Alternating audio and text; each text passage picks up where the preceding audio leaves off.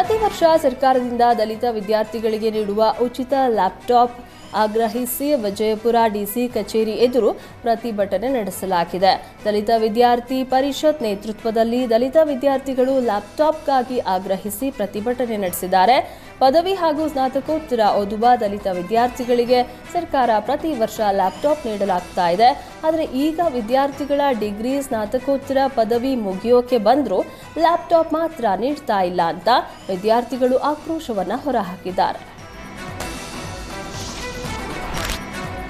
ಚಿಕ್ಕಮಗಳೂರಿನ ಶೃಂಗೇರಿ ಪಟ್ಟಣದಲ್ಲಿ ರಾಷ್ಟ್ರೀಯ ಹೆದ್ದಾರಿ ಅಗಲೀಕರಣದ ವೇಳೆ ಹೈಡ್ರಾಮಾ ನಡೆದಿದೆ.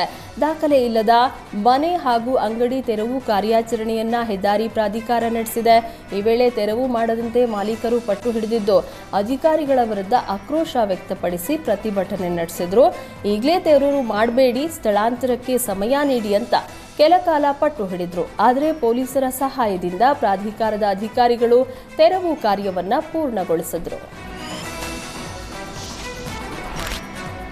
ದಾವಣಗೆರೆ ಜಿಲ್ಲೆಯಲ್ಲೂ ಮಳೆ ಅವಾಂತರ ಸೃಷ್ಟಿಸಿದೆ. ಕೇವಲ ಒಂದು ಗಂಟೆಗಳ ಕಾಲ ಸುರಿದ ಮಳೆಗೆ ವಿದ್ಯಾರ್ಥಿ ಭವನ, ಎಸ್ಪಿಎಸ್ ನಗರ ಸೇರಿದಂತೆ ಹಲವು ಬಡಾವಣೆಗಳು ಜಲಾವೃತವಾಗಿವೆ.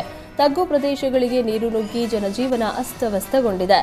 ರಸ್ತೆಗಳಲ್ಲಿ ನೀರು ತುಂಬಿಕೊಂಡು ಪಾದಾಚಾರಿಗಳು ಹಾಗೂ ವಾಹನ ಸವಾರರು ಪರದಾಟ ನಡೆಸಿದ್ದಾರೆ.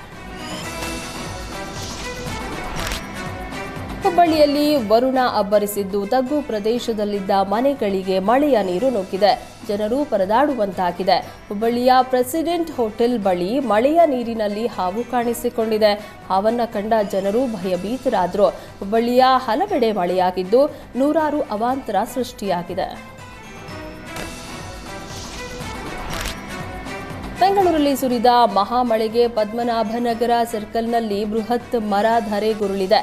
ಮರದ ಕೆಳಗಡೆ ಇದ್ದ 3 ಕಾರುಗಳು ಜಖಂಗೊಂಡಿವೆ. ಅಲ್ಲದೆ 6 ಮನೆಗಳಿಗೆ ಹಾನಿಯಾಗಿದೆ. ಮನೆಯ ಕಾಂಪೌಂಡ್ ಗೇಟ್, ಕಿಟಕಿಗಳಿಗೂ ಹಾನಿಯಾಗಿದೆ. ಮನೆಯಲ್ಲಿರುವವರು ಓಡಾಡೋದಕ್ಕೆ ಸಂಕಷ್ಟ ಎದುರಾಗಿದೆ. ಇನ್ನು ಮರ ಬೀಳುವ ದೃಶ್ಯ ಸಿಸಿಟಿವಿಯಲ್ಲಿ ಸೆರೆಯಾಗಿದೆ. ಇತ್ತ ಗಿರಿನಗರದಲ್ಲೂ ಮರ ಧರೆಗುರುಳಿದ್ದು ಕಾರು ಜಖಂಗೊಂಡಿದೆ.